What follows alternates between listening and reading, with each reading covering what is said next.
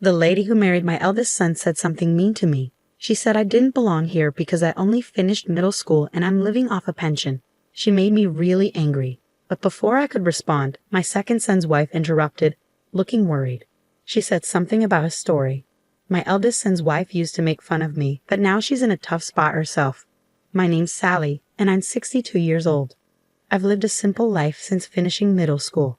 I worked hard to raise my kids after my husband died 5 years ago. I've managed to stay healthy with support from others. I'm still doing some work my husband used to do, and though there are some issues, overall, I'm content. But something's been bothering me. Hey there, I've got a delivery for you, I say to the delivery person at my door. They handed me a single sealed envelope and a beautiful bouquet of flowers. The card on the flowers read, "Happy birthday," signed by my second son, Tyler. It was a surprise because I'd never received anything like this before. Back when Tyler was single, his now wife Ariana probably took care of such things. Tyler's a laid-back guy, while Ariana is more organized and thoughtful. They live about an hour away, but they visit occasionally to check in and invite me on trips with them.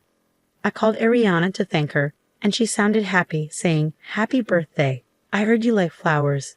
Take care, and I can't wait to see you again." Ariana's such a great wife, almost too good for Tyler. But then there's the other sealed letter from my eldest son, Tom. When I opened it, I found a birthday card. Tom, who got married before Tyler, isn't the type to do something like this on his own. So it must have been his wife, Mary, who sent it. Mary has always been a big worry for me. She brags about being highly educated and working for a big company. She's got a strong personality and can be pretty snobby. She judges people based on their education and job, and if she thinks someone's beneath her, she'll make fun of them. Since I only finished junior high school and have been working all my life, she looks down on me. I knew she didn't respect me from the start, but over time she's become even more arrogant. She'd show up at my house unannounced and expect me to cook for her, saying she was too tired from work. Sometimes she'd even ask me for money without telling my son Tom, who's also well off. Tom, bless him, is like a husband to me, gentle and kind, so I tolerate Mary because she married him. But it hurts, and I don't feel good about it. Still, she wished me a happy birthday, so I felt like I should at least thank her. That's why I decided to give her a call. I called Mary, and she sounded tired, saying she needed to keep it short because of work. I thanked her for the birthday card she sent me. She quickly acknowledged it, and then reminded me about an upcoming family dinner, telling me to dress nicely so she wouldn't be embarrassed. I agreed and said goodbye. She didn't even say congratulations, but that's just how Mary is, I thought to myself, feeling a bit disappointed. I wondered if there was anything I could do about the situation. A few weeks later, I had the chance to attend a dinner party with my relatives. It was for my niece's wedding.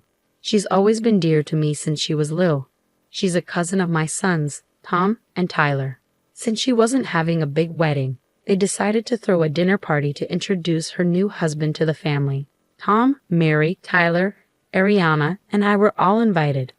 As we walked through the courtyard where the party was being held, I commented on the nice weather and how lovely my niece looked in her kimono. "You look great in your kimono, and it fits perfectly in this courtyard," I told her. "Well, it's a proper place today, and I haven't been here in a long time," she replied. "I wish I had worn a kimono too. This restaurant is really nice and luxurious," I remarked. "Oh, come on. I can't afford to buy you an expensive kimono for a place like this," my niece replied. "I know, I'm just saying," I said with a smile. As we chatted, my eldest son and his wife arrived late. "Hello, wow, you're dressed up nicely," I greeted them. "Hey, you don't have to say it like that," my son Tom tried to intervene, but Mary seemed annoyed. "It's almost time to go in," I said, leading everyone inside the restaurant. Around 30 relatives had gathered, and many of them came to greet me. "She's very well liked, isn't she?" someone whispered. "Is it out of pity after all?" Mary muttered, standing nearby. I ignored her and took my seat. My niece and her partner greeted everyone, and after a toast, the dinner party began. I had expected the restaurant to be in a rural area, but the food was impressive. They even had a good selection of sake. "It's no wonder they were featured in the Tokyo magazine," Mary remarked, enjoying her meal and drinking a lot of sake. The dinner proceeded peacefully, celebrating my niece's marriage. I was relieved to see that her partner seemed like a good person.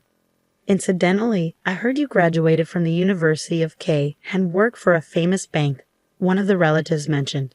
Yes, that's correct. I'm grateful to my parents for supporting my education, my niece's partner replied nervously. That's good. Key University, huh? Well, I graduated from Devi University myself. I'm a CEO at a big company, Mary chimed in, even though nobody asked. She seemed eager to show off her education and job. Tom tried to stop her, but Mary kept going. In today's world, your education really matters, don't you think? No, I don't agree. There are plenty of respectable people regardless of their education, my niece's partner replied firmly. But Mary didn't stop. I believe those who went to K University would understand that there are things only educated people can grasp. People without education are, let's say, at a lower level, right, Sally? She suddenly turned to me, but I already knew where this was going. I'm not sure, Mary. Maybe you've had a bit too much to drink. Why don't you step outside for some fresh air? I responded calmly, but it seemed to annoy her. What's wrong, Mary? You're being a bit harsh. Did you just tell me to leave even though I have a college degree and you only finished junior high? She snapped back. I don't get it. What's your problem? Tom tried to intervene, but I signaled him to stay quiet. It was time to address this once and for all, I thought. Mary, if you have something to say it. I encouraged her, though I already knew what was coming. She chuckled and then began. Let me be frank. If I were you, I'd be too ashamed to show my face in front of the family. You only finished middle school and have no qualifications. Everyone, including my niece and her partner, was watching us closely. I haven't seen you doing much since your husband passed away. You're unemployed at 62, nowhere near retirement age. Where I work, people are dedicated elite managers. I'm the main breadwinner, she continued, seeming to relish in it. You didn't even go to high school, let alone a good one. You're in this situation because you lack qualifications. Isn't that pathetic? I definitely wouldn't want to end up like you, Aunt, though I don't have to worry since I work for a big company, she added, her words causing even the waitstaff to pause and listen. Then she dropped a bombshell. Someone like you, who only finished middle school, doesn't belong here. It's embarrassing. You're just a poor person living off a pension. I don't want anything to do with you, so why don't you leave? Mary's words pushed me over the edge. I had been trying to tolerate her arrogance, but I couldn't hold back my anger anymore. My nose twitched and I fought back tears. I wanted to tell her to just shut up and listen, but before I could, Ariana, looking pale, interjected. Mary seemed confused as Ariana spoke. The relatives had various reactions. Some were bitter, some angry, some looked down on Mary. Tom looked downcast. What's going on? Mary demanded. Ariana, trembling, explained, Sally owns this restaurant. There was a moment of silence, then Mary laughed dismissively. Don't be ridiculous. What are you talking about? She scoffed. The manager and employees rushed to me. Boss, are you okay? She's amazing. She's helped me so much. Do you know what you're saying? The manager yelled at Mary. She turned to Tom, bewildered. Tom, what's happening? Wait, what they're saying is true, Mary exclaimed. Yeah, they're right. Dad and Mom started this restaurant, and Mom took over after Dad passed away. But she wasn't able to manage it alone, so now she lets someone else run it under her name. She really is the owner, Tom explained. Why didn't you tell me this before? If I knew, I wouldn't have said those things about the restaurant or the property. I wanted to leave my mom alone, especially since she was depressed after Dad died. And when you found out about her education, you looked down on her and lost interest, Mary admitted. What? How could someone who only finished junior high run such a fancy restaurant? The business must be failing, and the house is old. They really are poor, Tyler chimed in, addressing Mary's ongoing complaints.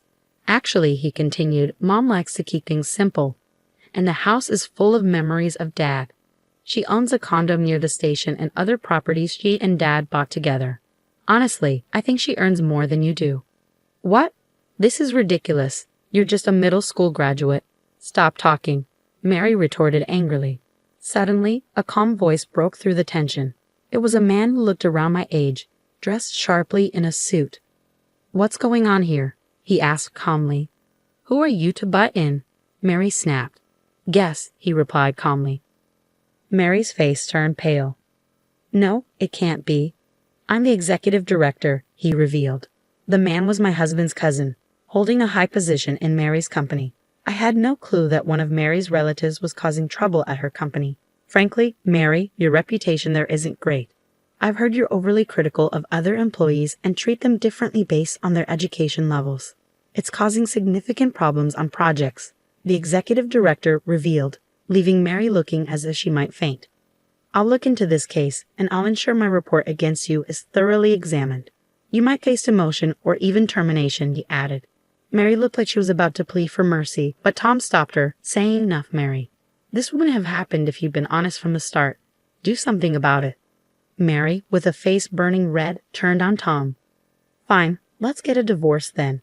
You're always causing problems, even at such an important event, and now you're affecting work too. I can't be with you after the way you spoke to my mother, who worked so hard to raise us, Tom responded calmly. As I broke into tears, Tyler held me and Ariana comforted me. Mary, feeling distressed, insisted, I won't accept divorce or demotion. This is ridiculous. The executive director intervened quietly. You need to leave now. I agree. This is an important occasion for us, and my aunt is a significant person. We don't want it spoiled. Please just go, my niece spoke firmly, watching the scene unfold. Mary was in disbelief and left the room with the employee, stunned by the turn of events. Tom apologized to everyone for his wife's behavior, bowing deeply. My niece reassured me, expressing her love and support, while Ariana leaned in to tell me she respected me. Tom also expressed his desire to divorce Mary, saying he'd be happier without her. I was taken aback by Tom's decision to divorce because of me, and I felt guilty. But Tom reassured me, apologizing for everything and promising to be more respectful to his parents. After we all calmed down, we finished the dinner without any further issues. A few months later, Tom and Mary divorced. Mary caused a scene and tried to seek alimony in family court, but her claim was unsuccessful. An internal investigation at her company revealed her problematic behavior, and she was transferred to a smaller branch office in another prefecture, effectively being demoted. Something unexpected happened when Tom announced his decision to take over the restaurant. I had never pressured my children to take over the family business, wanting them to pursue their passions. But deep down, I felt a bit sad at the thought of letting go of the special place my husband and I had built together. Tom approached me with a serious expression, saying, Mom, that restaurant is filled with dads and your love and passion. I initially hesitated to take over because I didn't think I could handle it, so I worked for a restaurant chain instead. But seeing how much your employees love and respect you, I knew I wanted to protect the legacy you and Dad created. I thanked Tom warmly and reminded him that he had much to learn and study. I promised to guide and teach him well as he took on this new role. Tom began working with me at the restaurant, and I found myself busy once again, training him. A year later, on my 63rd birthday, as Tom and I waited outside our house, Tyler's car pulled up. Ariana stepped out, her voice full of joy as she wished me a happy birthday. Tyler gently lifted their baby from the car seat, joining in the celebration. Welcome, all three of you. Now, with the addition of the little one, our family feels complete. I greeted them warmly, finally getting to experience the joy of being a grandmother to my precious grandchildren. It's time for me to fully commit to running the restaurant, and I look forward to serving delicious food for my nephew's celebrations, Tom declared, his eyes shining with determination after his diligent training.